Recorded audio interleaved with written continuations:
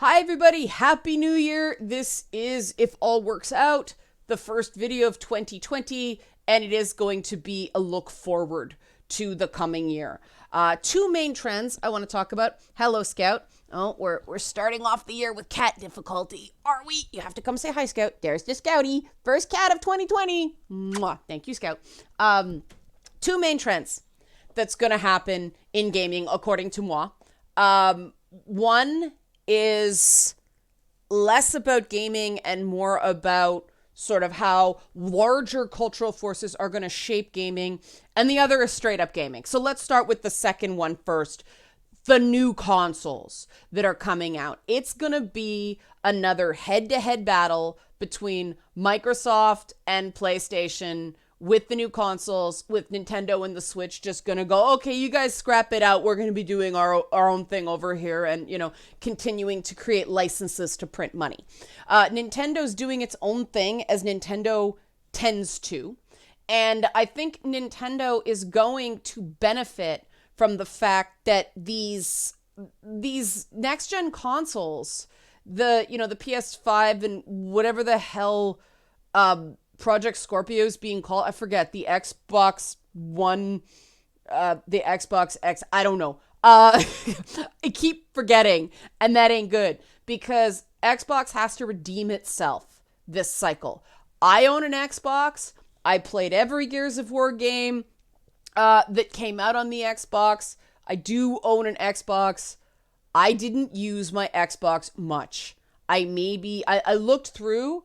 I maybe have 12 games, and like 3 of those are Kinect dance games, and others are like little indie games that I just downloaded. In terms of AAA stuff, the bulk of my AAA gaming was done on the PlayStation because Xbox did not have a ton of exclusives that I was interested in this year. It was Gears, and that was pretty much it. The only other game I played for any length of time on Xbox was The Long Dark.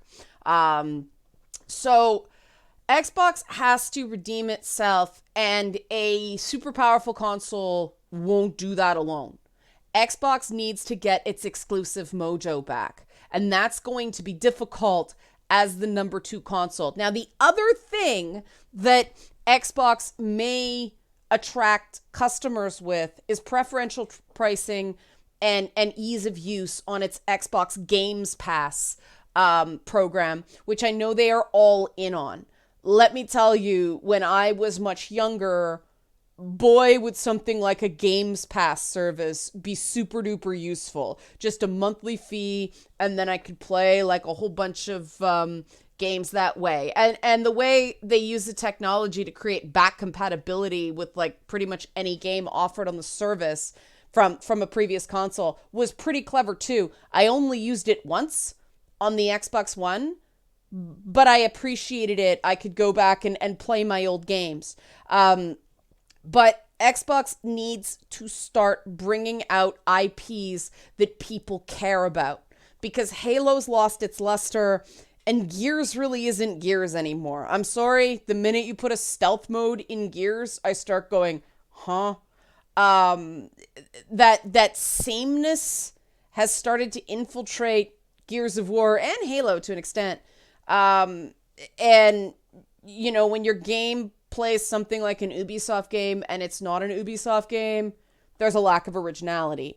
Hopefully they will step back from that and sort of think about who they are and why people fell in love with the game series in the first place.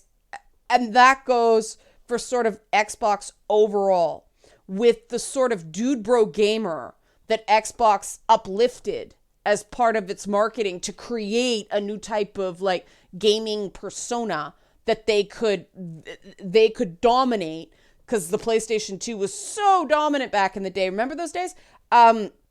They've boxed themselves into a corner because they've been violating their brand every time they go, yay, women. So I'll be interested to see not only what exclusives they come up with to go head to head with Sony, but also what do they bring to the table in terms of culture? Now, it's possible the Xbox will just sort of fade into the sunset as the gaming brand, and they'll bring out a Windows box that they'll call an Xbox and just sort of integrate it's sort of PC gaming with sort of an out-of-the-box PC with controllers, a cheap gaming PC, essentially, that only runs games.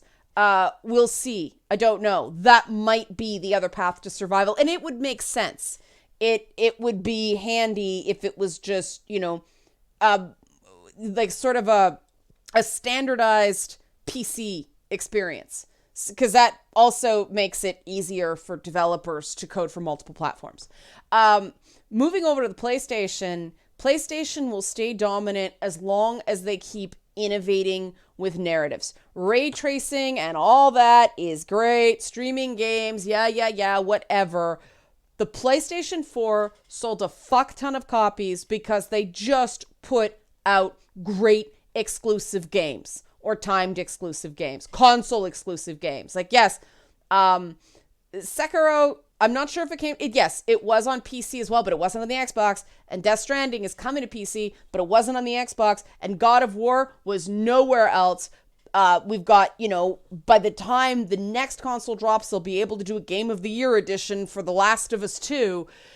PlayStation has just really assembled a very strong stable of original IPs, and they don't seem to be slowing down. I'm sure we'll see something more from Uncharted soon-ish. Ghosts of Tsushima seems very, very interesting if it's anything like the other original IPs they've brought out. And PlayStation just has that cool factor about it in, allowing titles to be mainstream in North America that are unabashedly Japanese, but then also finding, new chapters to tell in older IPs. They knocked God of War out of the park. The Spider-Man game was incredible. I enjoyed the Spider-Man game as a Spider-Man movie more than I enjoyed a lot of the Spider-Man movies. And that is saying a lot with the Tom Holland Spider-Man, okay? But PlayStation just has to keep doing what it's doing. It doesn't have to reinvent the wheel. It has to basically run a steady race. And I am hoping for competition in this next cycle. I am not, I don't want Xbox to fail. I don't want PlayStation to run away with it. I don't want PlayStation to falter either because they make some of the mistakes about that they made in the PS3, though I don't think they're going to do that again. The big decider is going to be price. Both companies need to price their consoles at $500 or less, even though I know at launch it's going to cost way more than that to make them. There is still a price tolerance. And if they want these things priced to move, because when you factor in, $500 US means way more than that Canadian, we're going to be paying if it's at parity, Canadians will be paying $650 for a gaming console. That is a lot. That is going to make people hesitate. So if they want it to be priced to move, they have to price it to move. Even if that means they're going to take a bit of loss on the hardware in the short term, they'll make it back on software licenses and stuff like that long term. Now, the other aspect I was talking about in terms of what's going to happen with gaming in 2020 is the culture war, which is going to hit a peak because of the US election in 2020. And this is going to have to be one of these things that we all just ride out.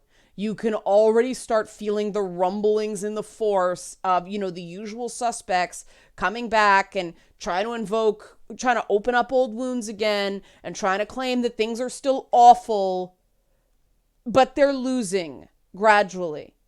And I really implore people, do not take the bait. Just keep doing what you're doing. Just keep being awesome. Keep encouraging people to play games and ignore that noise. Because what's also going to keep coming up is better science. That lag between accusation and actually being able to put out studies of any size and meaning, which takes, a few years, is closing. And of course, Boss Fight's going to be out in 2020. Yay! I am done the first draft of all the scripts minus like a closer on episode 5. So that will be coming in the spring. I'm still aiming for March. That's what it says on the Kickstarter page. That's what I'm still going to hit. Even though I plan to be out much earlier, but that's why I picked March, because it's a very ambitious project, but it's going to be well timed, because I do think the culture war is going to heat up again. There's going to be a lot of very frustrating hot takes of the orange man bad variety grafted into video games. And no matter how you feel about those issues, the winning move is not to play. Leave it be. Let them burn themselves out, because after the 2020 US election, either Trump will win and the left will just either like curl up in a ball and just like weep for 4 more years, or they will realize that these shock troops tactics don't work. Either way, that will calm down. If Trump loses, the left will do what it always does, which is descend into infighting every time they get into power. Either way, we'll get a bit of a breather from the culture war. And 2021 will be some sort of return either to, status quo with a President Trump with a deflated left, or some semblance of what used to be considered normalcy. So that said, from a Canadian, we're sort of insulated up here, and I'm not sure why, whether it's our political structure or what, but we don't get things quite so bad up here.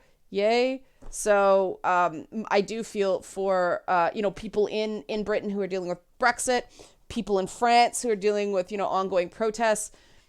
Australia's probably still on fire as I talk about this. It's a very, very challenging time. And this is going to be a stressful year geopolitically for many, many reasons. And so we are going to use video games to disengage from that, to detach from the infuriating nonsense going on in the world that most of us can't do very much about. And I say that fully aware that I can do a lot more about this stuff than most people, because I have a platform. Relatively small as it may be, I still have a platform. But for the rest of you guys, just game, just be gamers, just be the awesome people I know that you are, and take it from me, who have, been through, I always joke, I'm OG, original gamer. My first gaming system was the Atari 2600. I played those old 80s PC games. I lived through the Dungeons and Dragons panic, the Mortal Kombat panic, the Mortal Kombat Doom panic, the post-Columbine stuff. These things come in waves, and we do get through them. And sanity does return eventually, and it will return again. So that's just giving people a message of hope that I'm going to keep reminding you of, because I know it's going to get tough. When those really virulent hot takes start coming out, I know there is a tendency to try to defend the thing you love. But that's playing into their game, because they can just paint you as angry. We're just going to keep doing what we're doing. We're going to keep streaming on Twitch. I'm going to keep making these videos. Boss Fight is going to be a ton of ridiculous, stupid fun with a side of information. And that's what we're going to do. And then the new consoles are going to come out in 2020. And so we'll have a ton to talk about. Right? All right. We are embarking on a new year together as gamers. And that's always a good thing. And I think I forgot to do the Patreon thing because everybody's freaking broke. But I'm not going to sing still. Okay, patreon.com/LeannaK if you want to support me. If you happen to have money left over Christmas, I appreciate that. I'm not going to start pushing this in earnest again until like February when people's like Visa bills go down a bit. But anyway, thanks for watching.